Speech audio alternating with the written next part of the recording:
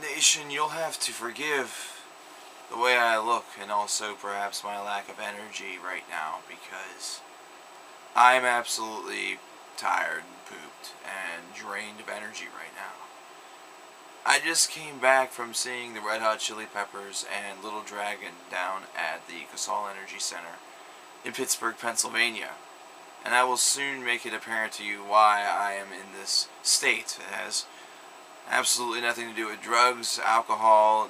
It has nothing to do with the fact that we left to go to the show at noon.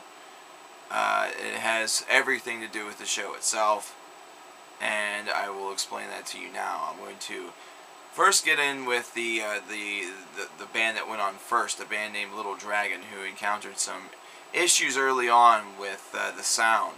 It seemed as though they blew a speaker, either that or they ran way too hot and it just simply shut down because they had to take a small break in order to get everything recalibrated and kind of tweak with the equalization a little bit to make sure that it didn't happen again. But if you're not familiar with Little Dragon and you're not subscribed to the Needle Drops channel, definitely do so. I'm pretty sure he's done reviews of them before, and these guys are from Europe, I believe, are from Sweden. They're kind of remind me of like a little bit of like a trip hop band that has some indie stylings to them. They're a very talented group, but here's what I'm going to say about that. I really think that in the proper format and in the proper arena, this would be a fantastic show. However, I think doing an arena show where it's nothing but a bunch of seats, there's no real room for people to really act like it's a bit of a dance floor or anything like that. It kind of takes away some of the potency and takes away part of what would probably make a Little Dragon show a lot of fun. The constant motion, the ability to kind of express yourself freely without any sort of judgment, and just kind of getting lost in the music are all things that I would really think this show would benefit from, and kind of being restricted in your limited mobility is definitely something that doesn't bode well for a band of this nature. But I enjoyed the show for what it was worth. I would have to investigate them a little bit further in the studio to see if it kind of matches up, or to see which side is better, because quite honestly this was my first exposure to Little Dragon, but I did enjoy the experience, so that was certainly cool. Then we get right to the Red Hot Chili Peppers, because there was only two groups that performed tonight. They went on and they did about a 2-hour-long set, and it was quite possibly one of the best experiences of my life. Now, I've been a Chili Peppers fan for a long time, don't get me wrong, so it's very possible that there could be a slight bias there. However, I highly doubt it. It doesn't matter what age these gentlemen are, they are seemingly the ageless wonders. They are seemingly the poster children for energy, because this is an energetic bunch that maneuvers around just as sharply as they did, 10 years ago, or even 20 years ago. They've been coming to Pittsburgh now for 30 years, surprisingly enough, ever since they were first getting started. So this has been a favorite spot of theirs throughout their touring legacy. And this is also something that shows that they have a real embodiment of the live atmosphere, because they were willing to throw out some songs that I didn't expect to hear them play live here in 2012. In fact, it would have made more sense if it happened sometime in the mid-90s, and maybe as a one-off every so often after that. So maybe this was that one-off, like songs such as Sir Psycho Sexy, songs such as I Coulda Lied, tracks like that off of Blood Sugar Sex Magic really took me by surprise, and to hear those two back-to-back was just, that was otherworldly for me. It was a great atmosphere. They did play some songs off of the new record, but here's what really surprised me, was that they didn't focus on the new record.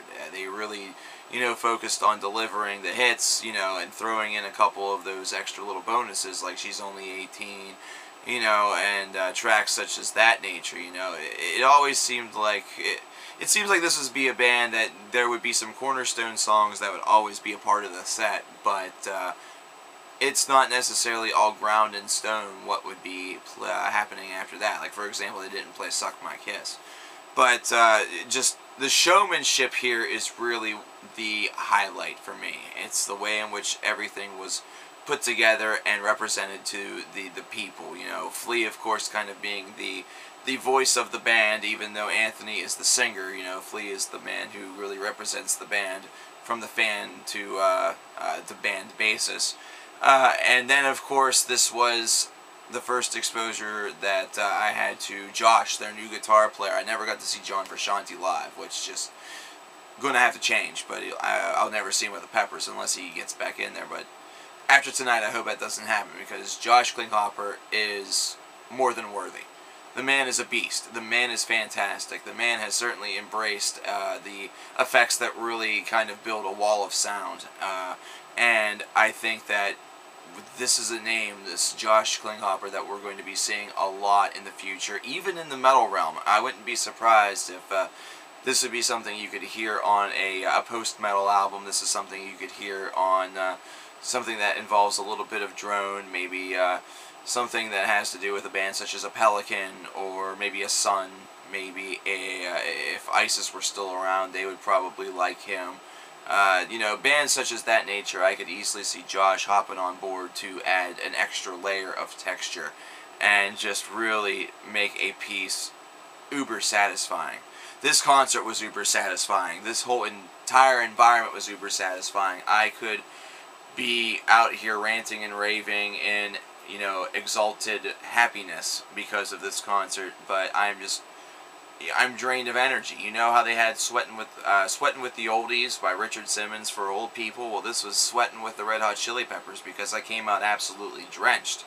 You know, it was absolutely one of a kind. I don't know if I can find a show that will replicate this, and that even includes metal. It's going to be difficult. You know, there are some bands that, you know, will always change your life because of who they are and what they sing and how it makes you feel. But this was a band where it was all about showmanship, along with the fact that they changed your life and all that other stuff. You know, it was like that perfect storm. You gotta give a ton of credit to this band.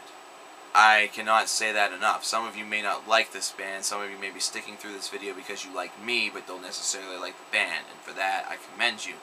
But I highly, and cannot recommend to you enough to check out the Red Hot Chili Peppers live. It is a fantastic experience. It is a one-of-a-kind experience. And if you're a fan, every day it's something a little bit different. So you may hear a song that is kind of like a lesser-known song, or not even a known song. They may play it. That's all I got, guys. Amazing, amazing show. Later.